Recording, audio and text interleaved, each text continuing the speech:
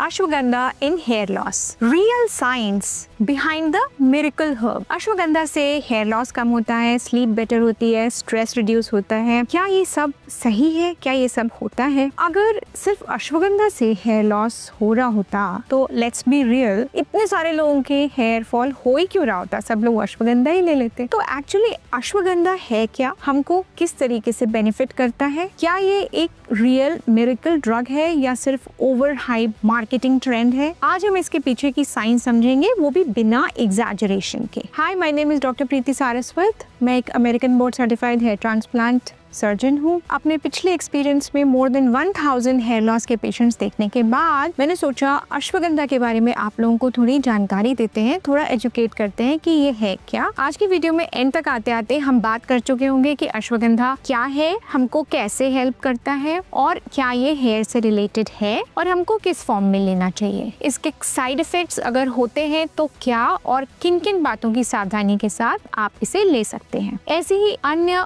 बहुत ढेर सारी हेयर लॉस से रिलेटेड चीजों की, खाने पीने की वस्तुओं की, लगाने की चीजों की जानकारी के लिए आप इस चैनल को सब्सक्राइब कर सकते हैं for more science based real education.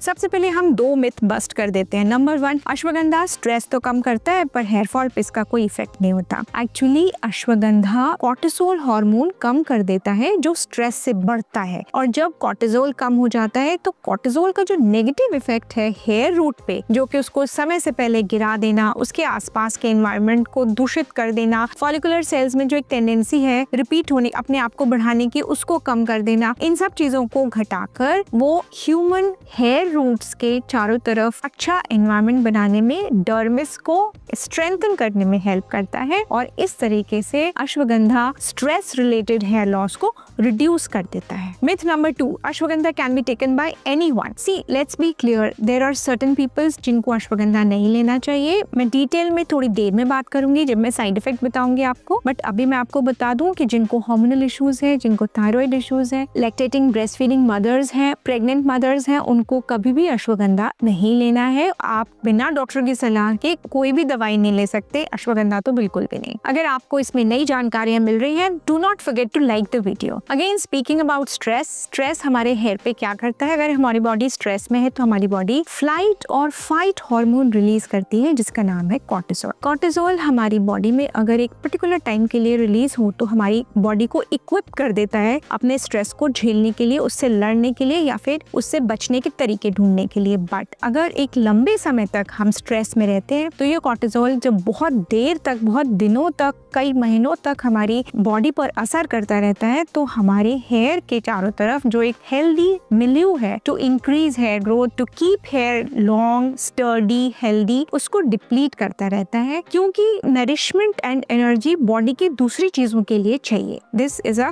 Common answer जो हम हमेशा याद रख सकते हैं कि अगर हम कॉन्स्टेंट स्ट्रेस में हैं तो हमारे बाल न सिर्फ पतले होते जाएंगे बल्कि हल्के और गिरने लगेंगे, जिसको बोलते हैं टिलोजन इफ्लूवियम। अगर एक्यूट स्ट्रेस है, जैसे पोस्ट डिलीवरी या कोई हमको सर्जरी हुई, हम बहुत ज्यादा बीमार हुए, तो अक्यूट टिलोजन इफ्लूवियम, और अगर लंबे समय तक है तो क्रॉनिक टिलोजन इफ्लूवियम। दोनों केसेस में हेयर अगर शेड ऑफ हो जाते हैं तो हम जब स्ट्रेस को हटा दें, उन कारणों को हटा दें और एक हेल्दी लाइफस्टाइल अपना लें तो हम डेफिनेटली उन हेयर को वापस ले सकते हैं। आपकी स्क्रीन पर आप देख सकते हैं वो पेपर जो इस बात को दर्शाता है कि स्ट्रेस से आपको हेयर फॉल हो सकता है। अगर आपने आज से पहले अश्वगंधा के बारे में सुना है या उसको यूज किया है तो आप कमेंट सेक्शन में हमें यस लिखकर भेज सकते हैं। अश्वगंधा एक एडाप्टोजन हर्ब है जो सदियों से आयुर्वेद में यूज हो रहा है। एडाप्टोजन मतलब कि हमारी बॉडी को एक नेचुरल सब्सटेंस जो स्ट्रेस लेवल्स कम करने में हेल्प करता है। Scientific studies have proven that ashwagandha can reduce the level of cortisol in our body by about 30%। अभी स्क्रीन पर आप देखिए 2019 की एक स्टडी जिसमें बताया गया है कि अश्वगंधा एक एडाप्टोजन हर्ब है जो हमारी बॉडी को हेल्प करता है। अब एक स्टडी स्क्रीन पर देखिए जिसमें बताया गया है कि 75 डेज अगर आप अश्वगंधा को टॉपिकली लगाएंगे, यानी